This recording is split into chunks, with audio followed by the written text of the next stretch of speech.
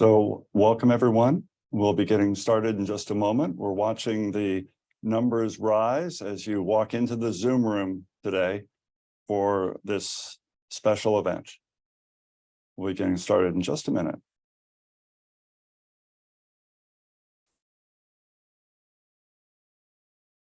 Great. So now that everyone's here, I want to welcome you all. My name is Rick Page. I'm Dean of the Larner College of Medicine at the University of Vermont. And today I'm joined by a special guest, Dr. Sunny Eappen. Dr. Eappen, we're so glad you could join us for this fifth installment of Off the Charts, a periodic Zoom webinar where we showcase important work going on here at the Larner College of Medicine and the UVM Health Network. And all of you watching today, you'll have a chance to be part of this discussion. I'd like to note that we're going to be using the Q&A tool on the Zoom screen, so you can post questions as you think of them. And later in this session, we'll read these and answer them. And in addition to our Larner community and the community at the UVM Health Network, I know that many alumni have joined us today. We're so fortunate to have such dedicated alumni who have started their careers in medicine and biomedical science and keep coming back either virtually or in person. Your work inspires us, and you're really the reason that we exist. We as an organization are committed to improving lives and taking care of the community. And that's been the focus of our guest today, Dr. Sunny Eappen. Welcome, Sunny. Dr. Eappen serves as president and CEO of the UVM Health Network, and he oversees 6 hospitals, including the UVM Medical Center, as well as 5 community hospitals, plus home health and hospice, the UVM Children's Hospital, the UVM Cancer Center, and the UVM Health Network Medical Group. That's more than 1,600 beds, covering over 1 million patients in Vermont and northern New York State. Dr. Eappen earned his bachelor's degree from the University of Illinois at Urbana-Champaign, his medical degree from University of Chicago's Pritzker School of Medicine, and his M.B.A. from the Yale University School of Management. He completed his residency in anesthesiology at the Brigham and Women's Hospital. And prior to joining UVM Health Network about 6 months ago now, Dr. Eappen served as Chief Medical Officer and Interim President of Brigham and Women's Hospital. He's also previously served as Chief of Anesthesiology and Chief Medical Officer at the Massachusetts Eye and Ear Infirmary and was a board member at the Brigham and Women's Hospital and the Controlled Risk Insurance Company Patient Safety Organization of Harvard Medical School. His community service includes serving on the boards of the Mattie Eappen Foundation and the New England Donor Services New England Organ Bank. Dr. Eappen has published numerous articles and is a national speaker on the utility of surgical checklist implementation in order to reduce surgical complications, optimizing operating room efficiency, and change management. In addition to serving as president and CEO of the UVM Health Network, Dr. Eappen is also, and I'm proud to say, a clinical professor of anesthesiology here at the Larner College of Medicine and a valued colleague and advisor. Dr. Eappen, Sunny, welcome again. Thank you for being here today. Thanks for having me.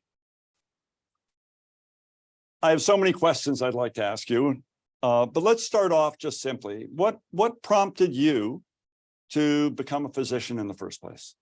So these are always complicated questions, I feel like, for all of us. Each of us has our own story, but so my parents came in the 1960s to Chicago. My dad came to do his residency in pediatrics, and my sister and I were born, and he went back to India to practice for 3 years with all of us, and then came back. And he was a solo practice pediatrician, and actually drove me away from medicine because he worked so hard. I can't remember a single night at home where he didn't get a call. And maybe once a week, once every other week, he would send a patient to the emergency room. And in those days, he'd go into the emergency room to see the patient. And so you got me that I went to U of I in Champaign-Urbana, but I was a math computer science major, Yeah. partly because I thought that's as far away as I could be from medicine to do that. But I met my wife freshman year, and she was headed to medical school right from the beginning. And slowly, between my parents and her, I went into medicine, and Yeah. it was the best decision I've ever made. I absolutely loved medical school. I love being a doctor. And then when did you decide you wanted to do anesthesiology? So really shaped it during medical school. I spent 4 years in a pulmonary critical care lab. So from my first year in the summer, and then throughout the rest of my time there, and the folks that were in the lab were intensivists. And so I got to spend a little bit of clinical time following them around in the ICUs at University of Chicago. And the ICUs at that point were managed by anesthesiologists and internists, pulmonologists there. And I just thought that quite frankly, the anesthesiologists were having more fun. And so I thought that was my path to get into the ICU, was I'd become an anesthesiologist. It also, anesthesiology or critical care sets you up to do research very nicely, because your time in the ICU is prescribed.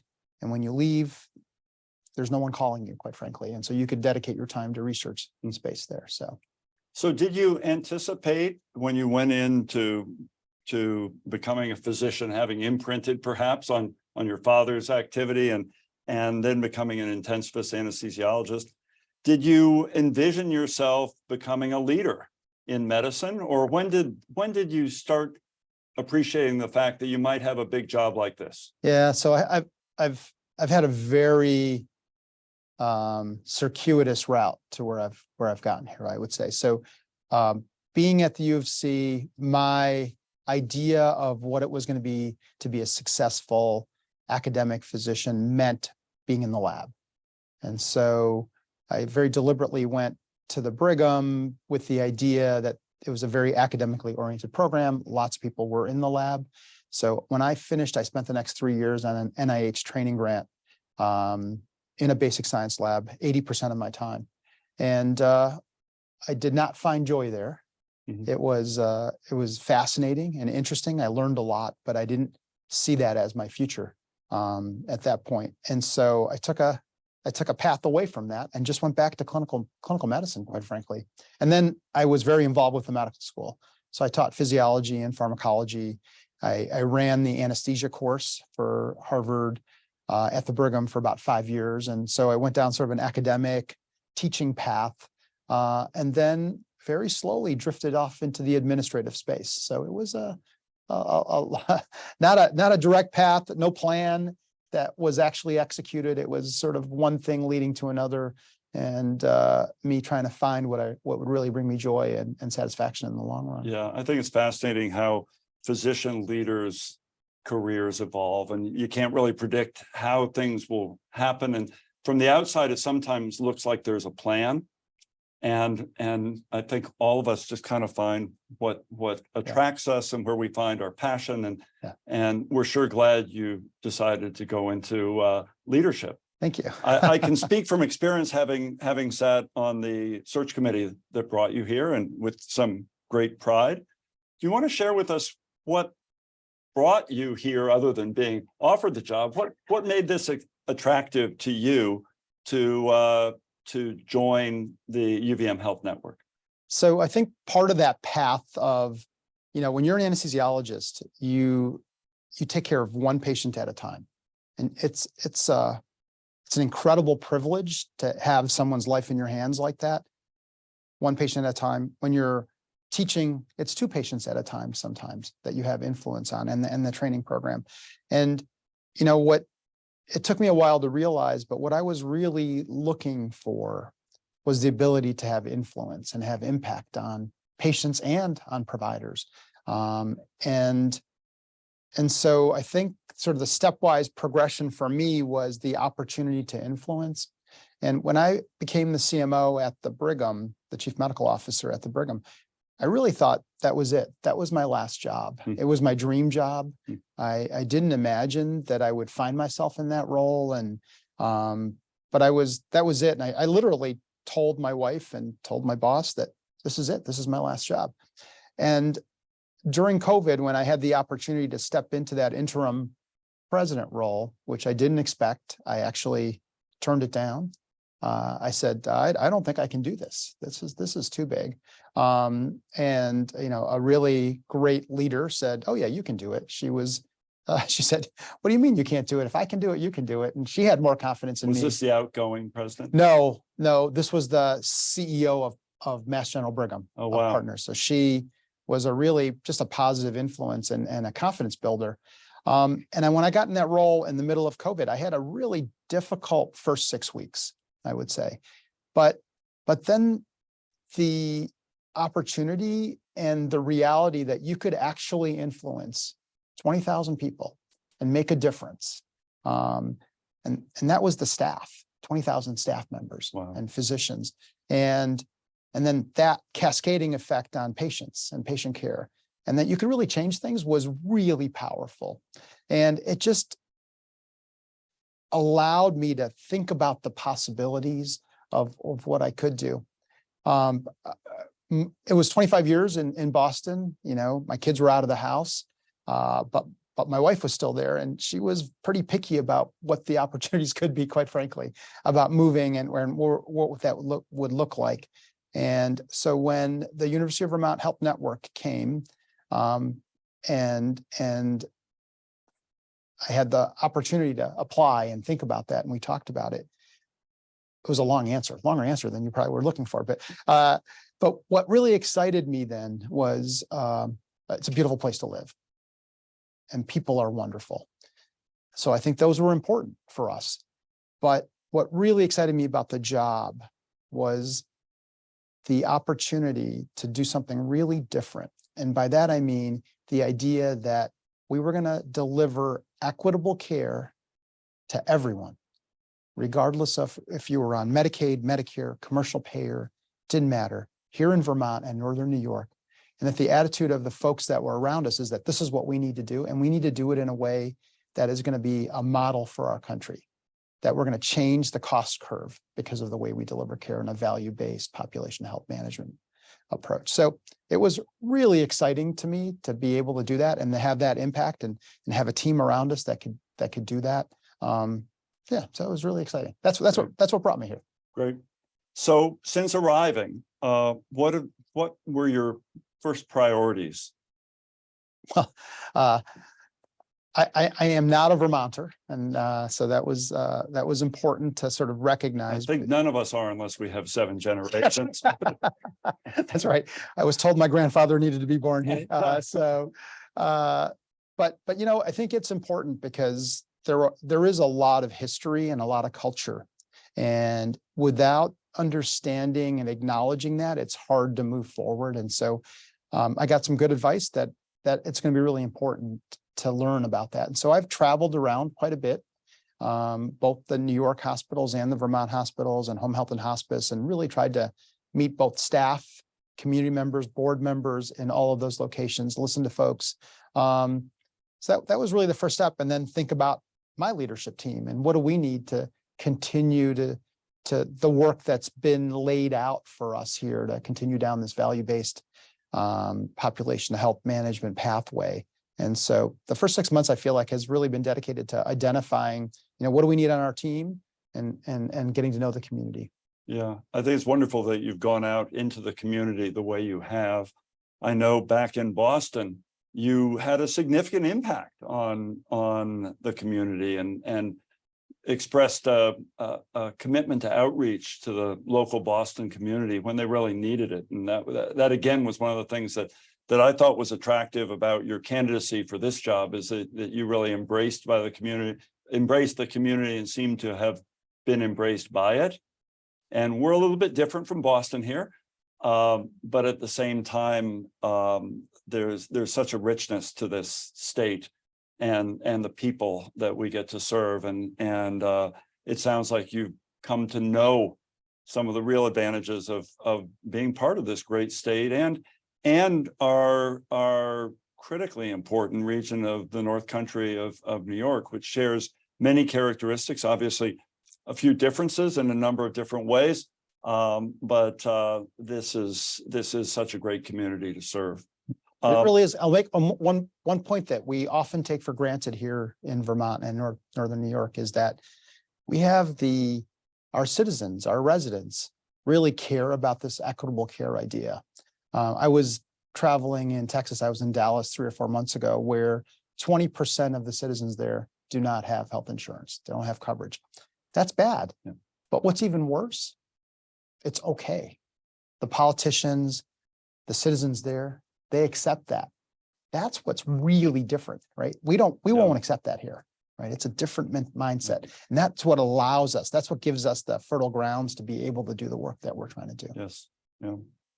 So you've been described as a servant leader. What does that mean to you? Yeah, so it means a lot of things to me, but my job, I feel like by and large, is to surround myself with people that are smarter and better at their jobs than I could be, and then get out of their way. And so that's what I want to try to do, is bring really good people, get them to work as well as they possibly can, remove obstacles. Their success is my success. And so what I tell the people that work for me is that I care about them as a human being. And so their path to self-actualization and for their family is number one. What can I do to help them do that? Number two is, where do you want to be 3, 5, 10 years from now? And how can I help you to get there, even if it's not here? Number three is your job that's right in front of you. And what can I do to get you to be successful there? And if I can convince you that I care about 1 and 2, it may seem altruistic, but I think that you'll do number 3 better. It takes a little while for people to really believe me in that.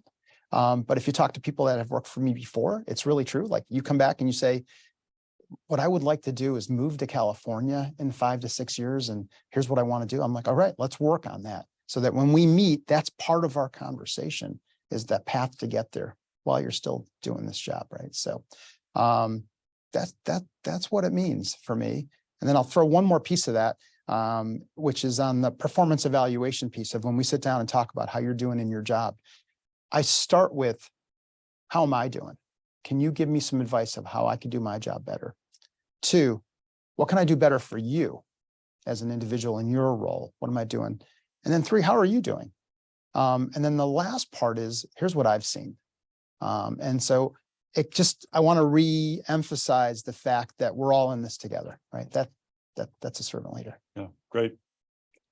Now, obviously, I'm committed to our academic missions, our research and our education, but also, like you, have been a practicing physician all my life. How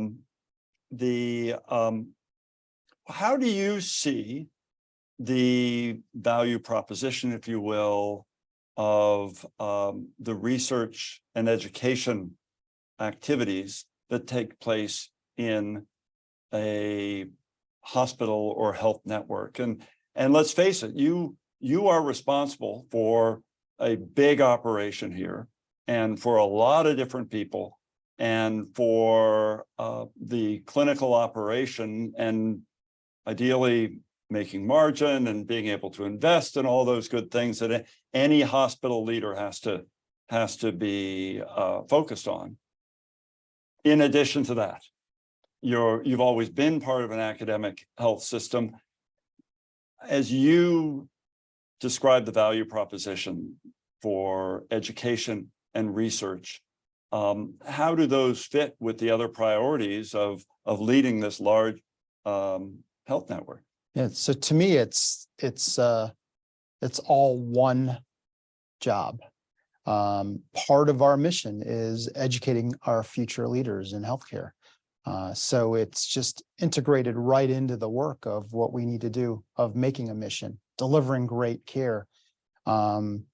We do that because we're training people. We are being innovative. We are teaching and doing research that is going to help our students and our researchers, but it's going to help our community, and it's going to help our broader community outside of Northern New York and Vermont.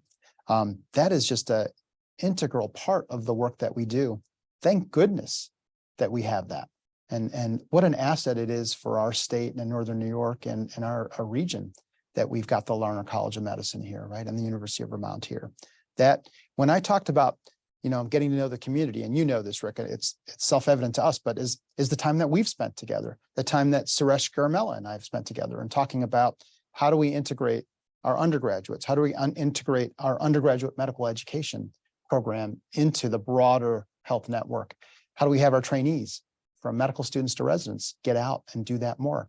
How do we bring our clinical trials, our cancer center, out to all of our hospitals, and even beyond that, right, to the state at large, beyond our hospitals? So that is part of our shared goal, right? Our shared work that we're doing together. And it is just part of the job. I don't separate it. It's one. Yeah.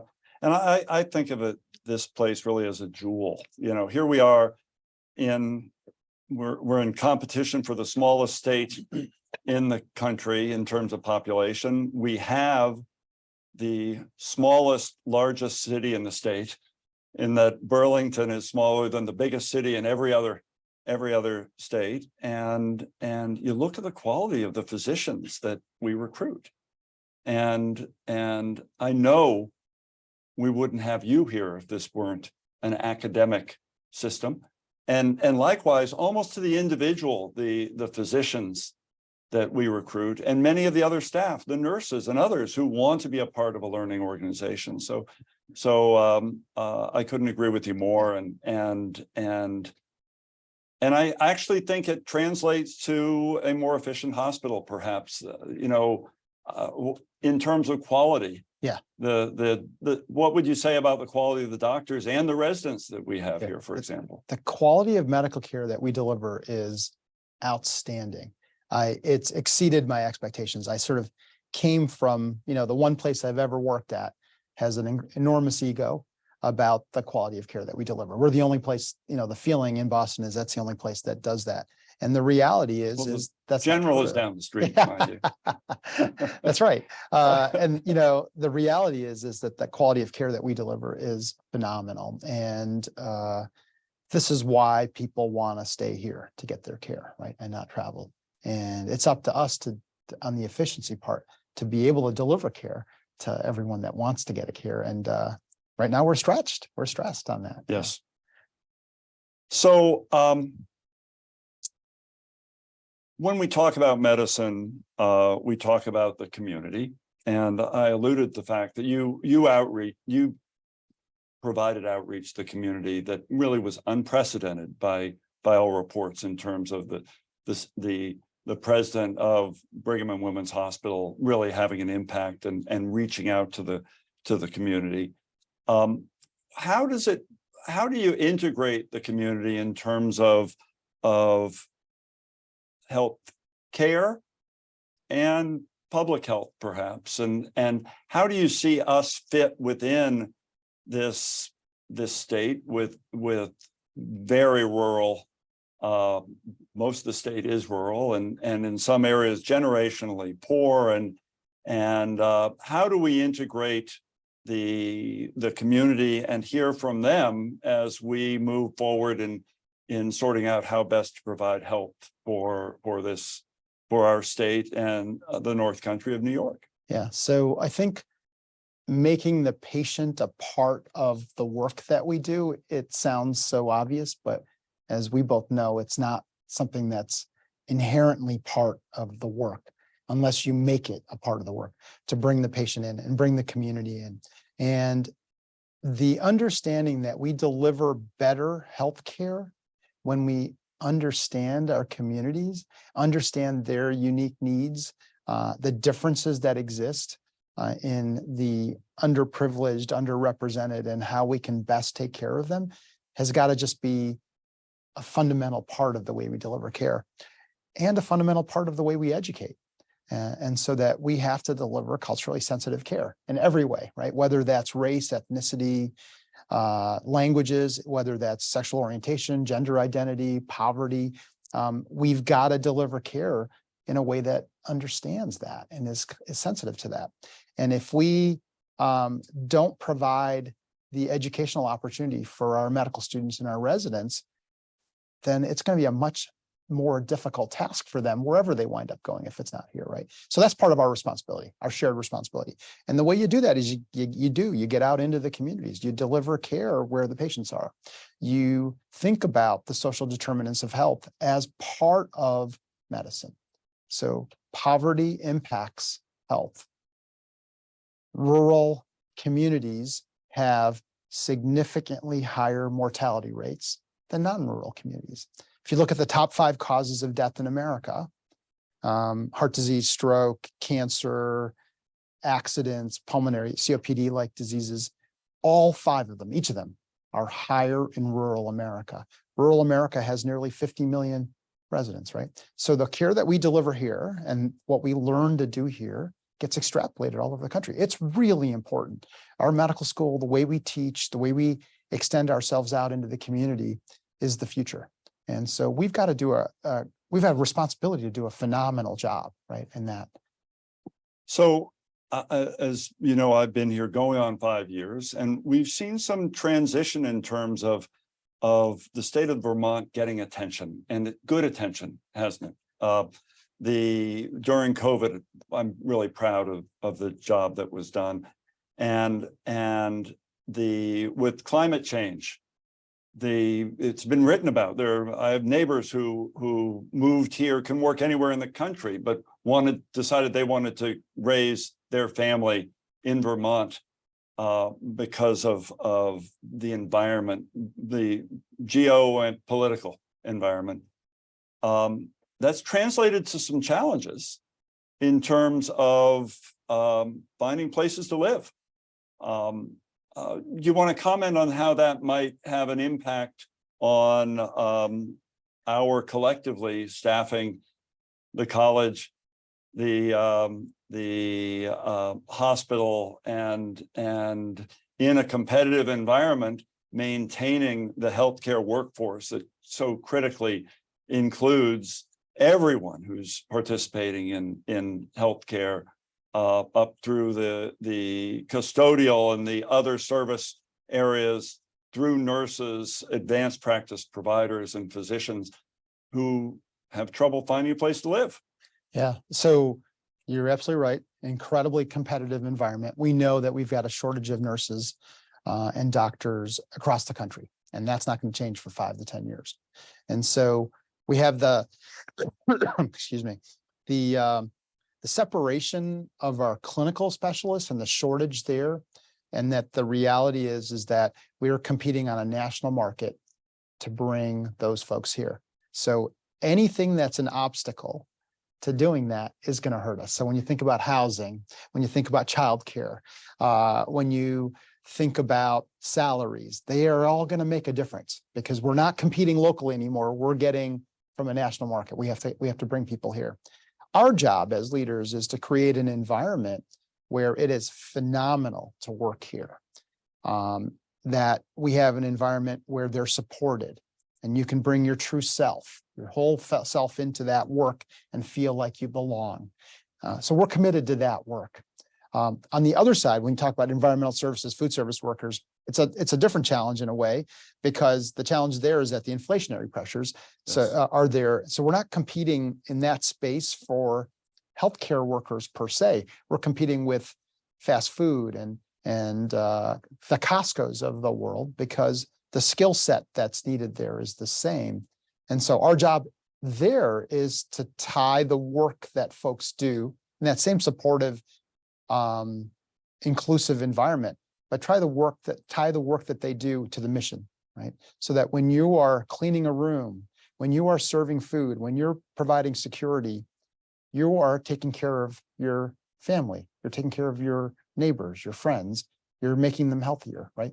That's the work that we as leaders have to do to create that environment in this incredibly competitive place. And then there's a role for government. I mean, we've got to create more housing. I mean, we can do a little bit, and we've done a little bit, yes. but it's more symbolic than in reality. We need way more housing. We need to have our state help us with putting up more housing. We need our residents and our citizens to appreciate that we need more people in the state. I would say half of our state does not want our state to get any bigger. And that's a challenge that people have to understand, that we need more people to take care of the people that are here, whether that's healthcare or restaurants or, electricians or building houses. We need more people. And so we've got to create an environment that welcomes that as well. Yep. Yep. So we've talked about some of the challenges and opportunities here and now in terms of, you've been here 6 months. As you look forward toward a vision of the future for the UVM Health Network, can you share with us what you see? So lots of things, I think, that are worth talking about. One is a better integrated care delivery system that really works seamlessly for our patients. So that, and we've taken lots of steps in that direction already, and we have to continue to do that. So things like having one electronic medical record across the network, having one PACS system so that you can get your radiology study done in Malone, New York, and have it read by a world expert here in Burlington. You don't have to come all the way here. The standards of a CT scan are going to be the same, and we're going to be able to read them anywhere. We already have that.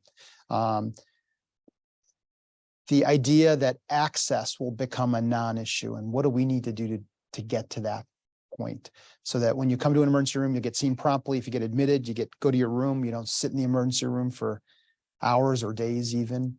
When you need a specialist or a primary care doc, you get that person when you need them, right? We need to be more innovative in the way we deliver care so that we can do that. The other big part of what we need to do is technology, and using technology to replace the interaction with humans when that makes sense. And so, I can schedule a flight to Japan online and get my seat number today. It's a lot harder to schedule an appointment down the street. I went through that. I had to make a few phone calls myself to get my doctor's visit in. We can make a lot of advances on that. And from that to virtual visits to being able to schedule yourself for your mammogram or your colonoscopy, where we don't really need human interaction. But that means that technology's got to be there. The technology exists, but we have to be able to educate and get people on that. The idea of a digital or virtual hospital is what we're playing with, and thinking about how do we integrate that into our networks. The idea of diversity, that we are going to be leaders in that space. Vermont is a very white state. In most places in the country, when they talk about diversity and inclusiveness, the hospitals are trying to match the community. When I was at the Brigham, the goal was, how do we match our caregivers in a way that they look like our community? Here, we have a different issue. We want to be leaders in that space to show how important diversity is in the way that we deliver care, and how important that is in our creativity, in being able to attract people. And so it's a different set, but we want to be a really inclusive, diverse place where the disparities that we currently have, and we do have them. If you're Black or brown or indigenous, if you're poor, the quality of care that you deliver, that they receive today, is different. Colonoscopy rates are different. We want to eliminate those, right? So that's the vision. That's where we want to get to.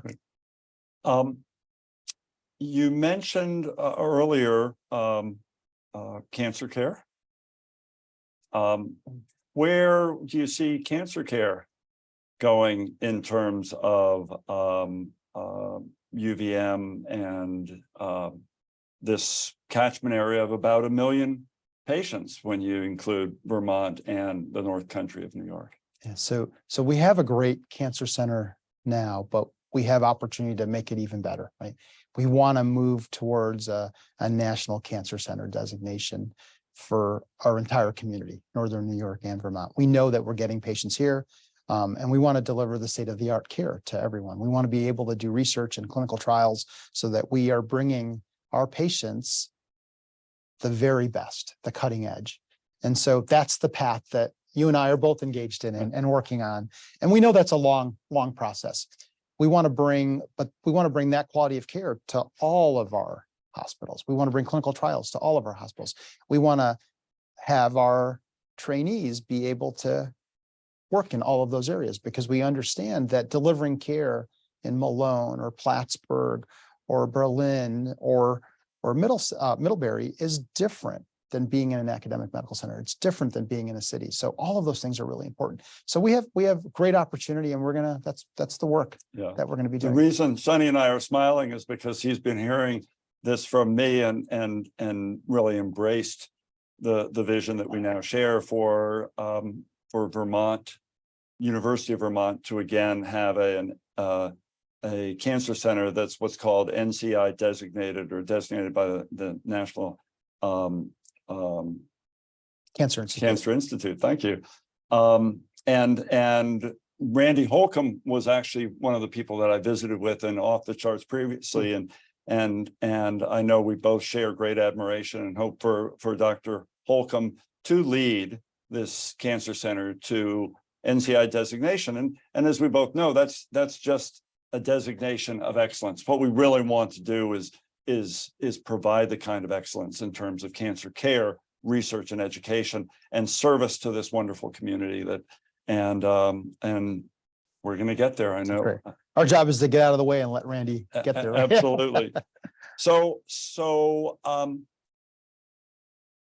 what's your perspective in terms of philanthropy and how you've seen it help in terms of the tripartite mission of academic medicine, or perhaps aspirations for UVM Health Network and your eager partners in terms of the University of Vermont, the Larner College of Medicine, and the College of Nursing and Health Sciences, who is together we make up the academic health sciences group that are working together to provide opportunities for others to enrich their lives by giving generously to our shared missions. Yeah, I think you hit the nail on the head. It's part of the work that we all do within our communities. And, I think people think about the dollars coming in and the things that are different than what's in our operating budget, that those dollars, that kind of philanthropy allows us to do. But at the same time, it's also the engagement with our community. It's the opportunity for people in our community to be able to give back and make a difference. And so we have to create those opportunities or make them visible to our community. That's the work that we need to do. Hospitals are a phenomenal part of our community, and it's a incredible opportunity for folks to give back to those that are less fortunate, to be able to drive research, to be able to drive innovation in ways that sometimes otherwise we couldn't do. So I think we have incredible opportunity there to do much more than we have done. I think we've done a lot, and we're appreciative of the work that's out there, but I think we can do more. And so it's up to us to be able to create those opportunities, folks, and make it visible so that people can give back, like you said. Yeah, and we need to brag. We need, I spent 10 years in Dallas, where bragging is part of the culture in Texas, and in a really good way. And having grown up in New England and being back here now, New Englanders don't brag enough. Yeah, we have so much to be proud of, and here especially in terms of UVM Health Network, University of Vermont, the Larner College of Medicine, the College of Nursing and Health Sciences. There's so much going on, and if we don't tell the stories, then they won't be told, perhaps. And I meant what I said, that I've seen people's lives fundamentally enriched by developing a relationship and by them having the opportunity to give generously or as they can to these good things we're talking about today. Yeah. We're at a point where it's time to open up this conversation to those who are listening to us live. We've had several questions come in advance and others during today's event. Dan Suter, our interim director of alumni relations, is here off camera, and he's been collecting these, and he's going to read questions to us. So Dan, take it away. Thank you, Dean Page, Dr. Eappen. The first question, what is the status of the upgrade to the emergency room at the hospital? Still pending. So I think we are looking at it right now, actually, in the emergency room, but we're looking at it in a more system-wide process. So right now, there's a master facility plan that exists for the University of Vermont Medical Center. And what we're trying to do is look across the entire network and identify what our needs are. Even in that space of the emergency room, many of our institutions need upgrades in the emergency room. What's the most important? Do we need to do it stepwise? How do we tie it to mental health? How do we tie it to what the state wants us to do? So there's a lot of conversation going on. We know it's on the list. We know we need to do it. It's just a question of when and how to bring our partners in on that. Right. And I have the great privilege, just by virtue of my serving as dean, that I get to sit on the board for the UVM Health Network, as well as the board for the UVM Health Network Medical Group and the UVM Medical Center. So I get to see and participate in these planning activities. And we reviewed some of this just within the last week or so, right, that where emergency department is kind of part of the larger plan without betraying any secrets.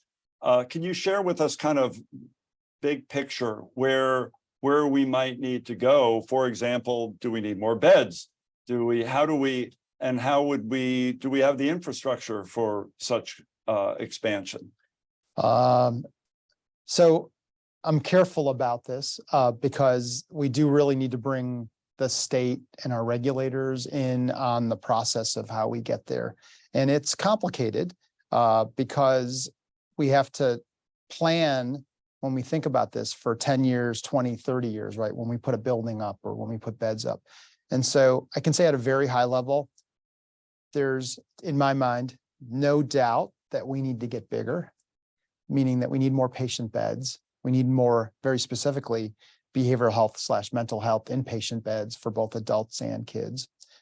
So that has to be part of our planning when we do it. And when we put beds up today, they need to be single beds, not double, right? We know if you're a patient or if your family member is a patient, for your healing, it's best when you're in your own room. You can have your own space, privacy, but you're not interrupted or disturbed by the care that's going on.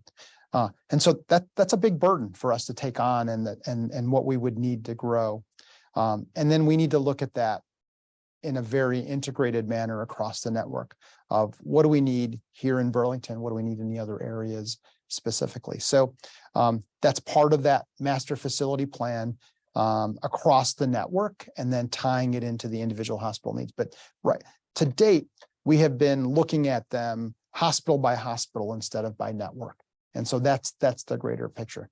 Is there a need? There's no doubt our emergency room needs to be renovated. We need more beds for both mental health and other issues, and we need them across the network. And then we have infrastructure needs that are just, operating rooms and making them all state of the art and not patchwork, but really looking at it holistically. So that's a really loaded question and a big question. Yeah, but thank you for responding to it. And having been with the board, actually taking a tour through the Miller building, I'd gone through before it was open and patients were in there. What a beautiful state-of-the-art facility. Yeah. And just as you said, not only are they single patient rooms, they're big enough for family members to be there with the patient. Yeah. And really allow state-of-the-art care. We just, as soon as it was built, those beds were full, weren't they? Yeah. And when we're looking at the surgery center, we're thinking ahead. So we've, as many people know, we have an ambulatory surgery center, CON, that's been submitted that we're waiting. But the plan there is that we're going to have some operating rooms that open up immediately, but we know we're going to need 4 or 6 more rooms, not that far behind. And even conservatively, we've planned ahead so that we're going to, build them with 8 and then have 4 to 6 ready to go so that we can open them up as we know the needs are going to be coming. So. And for those listening who aren't familiar, CON is certificate of need, yeah. And we won't talk about that anymore right now. Dan, other questions? Sure. How do network partners besides the UVM Medical Center participate in graduate and undergraduate medical education now and into the future? Yeah, so I think there's another opportunity, and we maybe alluded to it earlier, but every one of our sites, including home health and hospice, is fertile ground for education and for research. And so I think we can use that space much more than we are doing it today. And so Rick and I have been very deliberately speaking about this, and maybe you talk about your associate deans coming in to do that work. Before I arrived, there was what was called a playbook, which was a kind of a strategic vision for the partnership of the Larner College of Medicine with then the UVM Medical Center and now the UVM Health Network. And part of that critical was to have the senior associate dean for medical education become the director of education for the health network, and the senior associate dean for research to become the director of research for the health network. And under your predecessor, John Brumstead's time, he and I effectively created those positions, but had not had the full opportunity to develop the committees that support those. And we have yet not fulfilled what is the great promise of our being able to bring more education in terms of physicians and nurses, for that matter, to our partner institutions and bring research studying this amazing population that we have, much of the time rural, how to bring clinical trials, for example, in cancer, where we can provide much of the care locally, and at the same time be conducting other research that gives us a better idea of how best to care for patients in a rural environment who, as you said, are generally underserved, how to provide as much of their care as possible where they live, so they don't have to come to the big city of Burlington and to get their care, to participate in clinical research. So I think it's an exciting opportunity, and those individuals, Krista Zala in education, and our new senior associate dean for research, Kate Tracy, are really going to be important partners to you and me as we bring this throughout the health network. Thank you so much. We see people retiring or leaving for other jobs, and know there are many searches already in progress at the Larner College of Medicine. What are plans to fill all of those positions? This is me interviewing Dr. Eappen, so I'll pitch this to him, but I'm not dodging that question, mind you. Just in terms of workforce in general and retirement of physicians, nurses, others, and competition for employees. Do you want to take that on a little bit first, Sonny? Sure. So our intention is to fill all the positions. So that's the goal. And so I think it's a good question. We're not shying away from that. We know we've got these unfilled positions. Every hospital across the country, every state, every city has the same issue, which is a lot of unfilled positions. We know that there's a shortage of physicians and nurses in particular. So we have a number of different paths that we're taking. So one is creating that environment. So we've asked our leaders to really double down on their efforts on creating the environment that people want to come and work in. Connecting the pipeline very early on, so that we're connecting to the nurses and everyone in the School of Nursing and Health Sciences that has an opportunity to stay here. So part of that is getting them out to all of our different hospitals and for them to see how wonderful it is to work in our different cities here in Vermont. So we want to try to attract them. We've got them here. Let's keep them here, right? So that's easier than bringing people here. Same thing with our medical students and our residents. You know, what can we do early on when our trainer, our clinical directors, our residency directors identify people that are excellent? We need to get on top of them right away, earlier on. And so we're working very hard with that recruitment piece to be able to fill those roles, both in the medical school at the University of Vermont Medical Center, but also across our network using these pipelines. And we're, the University of Vermont Medical Center and the Larner College of Medicine and the College of Nursing are key, but we're also reaching out to the other colleges that are around us in both in New York and in other parts of Vermont to be able to recruit. So that's a really important, feels like a new or maybe renewed goal for us to really reach out to them early on. Yeah. And in terms of the question alluded to the fact there are open searches and specifically the Larner College of Medicine. And I let me just address the fact that there will be open searches in a regular way when you have 16 chairs. Especially when I got here, there were a number of fairly senior chairs. So I try not to take it personally that a number have chosen to retire during my watch. This is to be expected. Also, it provides great opportunity. And in the time I've been here, I won't be able to name everyone, but for example, the Senior Associate Dean for Clinical Affairs stepped down and we were able to recruit Jason Sanders. The chair of the Department of Anesthesiology stepped down and we were able to recruit Rebecca Oslickson from Stanford. We have, I mentioned Kate Tracy, who took over from Gordon Jensen, who retired. And I actually convinced to stay an extra year during COVID. So these have provided great opportunities. I'm absolutely confident that we will successfully fill the next openings, which include the chair of the Department of Family Medicine, the chair of the Department of Medicine, and recently we announced that there will be an opening in the position as chair of the Department of Obstetrics, Gynecology, and Reproductive Sciences.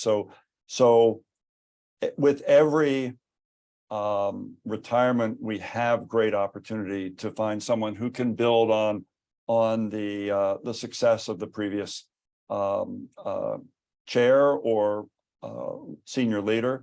The nice thing is there's never been a better time, other than the housing issues, there's never been a better time to recruit to Vermont based on the environment that we've discussed. Yeah, and I think the opportunity piece is really important to just highlight. When these turnovers occur, they're opportunities. And I mean opportunities in a way that allow for diversity, allow for women and people of color to step into roles. Yes. It's one of the actually programmatic things that you want to put into place, because part of the challenge of bringing more women, bringing more diversity into the workplace is if you have people that stay in jobs for 25, 30 years, there's no turnover. There's no opportunity to bring that diverse environment, create that diverse environment. So these are, I think we're both looking at it the same way. These are real opportunities for us to take advantage of. Yep. Thank you. What were some of the lessons learned during the COVID-19 pandemic? And also, what became of the UVM respirator that was developed? What was it called? The Vermontilator or something like that, which was really a novel, very simple, modified duty cycle respirator that was generated here at a time when we really thought we were going to need a lot more respirators, ventilators. I don't know where that has gone in particular. Thankfully, the need for that rapid development has passed. I'm interested in if there's a silver lining to COVID. Sonny, any examples you might have of things we've learned that we might continue? I've got a couple ideas as well. Yeah, so I think the respirators are a good example. I don't know the particular one that you mentioned, but there was innovation around the country.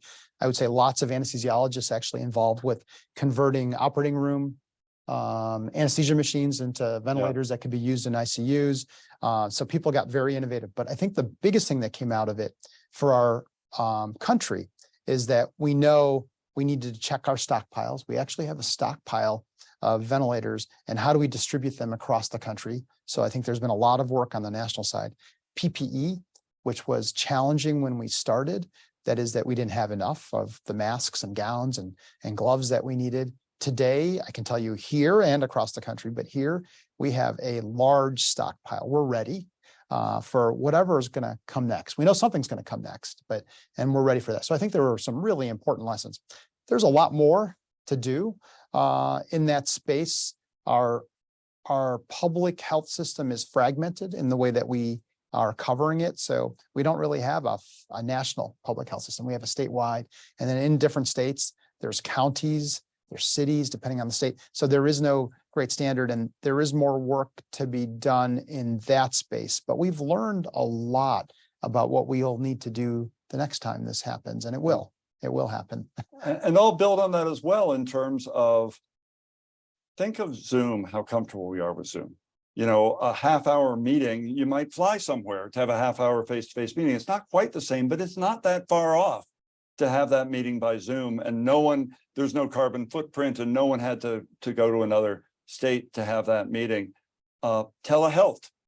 I started seeing patients by telemedicine, and at times I felt I was able to give actually better care when someone didn't have to bring their loved ones, or people have to take a day off of work, or they have trouble moving, and all I needed to do was give a diagnosis and perhaps recommendation for anticoagulation. And the third place that for the college is we've learned to recruit medical students and residents virtually, and that's more equitable It is. than ever before. So there are silver linings. We've reached the end of our time. This has gone quickly. Can I just say the virtual care piece? Yeah. I think it's incredible, right? We were sitting at less than 1% across the country, and we're sitting about 20%. Yeah. Compliance, people showing up for your appointments, has gone up as a result of virtual visits. You don't have to take a bus or 2 buses if you needed to do that, or find care for your kids, right? You can. It's been remarkable. It's a great example. So we could keep talking. We may well, but we've got to close for today. Sonny, thank you so much. I've learned a lot, and to hear your vision of the future, to be reminded of your past, and to have you as a partner is very important to me, and meaningful for the university. And I know I speak for Dean Noma Anderson in terms of the 2 academic health sciences colleges at the University of Vermont. I also want to thank everyone who's joined us today for this 5th edition of Off the Charts. I want to thank everybody you can't see in this room who have been looking at their watches and telling me it's time to close. But also, these are the people that put this all together, and I'm tremendously grateful. And I hope all of you listening in, either live or online, you've learned more about this wonderful health sciences environment. The University of Vermont Health Network, the Larner College of Medicine, and our partners. We have much to be proud of. Speaking of online, at the close of this 5th edition of Off the Charts, you'll see a link to our website. You can access today's recording. You can access previous editions of Off the Charts for your viewing pleasure. And finally, I'd like to thank everyone for joining us today. We have many events going on. We love to hear from you. Alumni out there, come visit. It's virtual here. We love to see you in person as well. And until we see each other again, thank you, Dr. Sonny Eappen. Thank you for everyone joining us today. Stay well.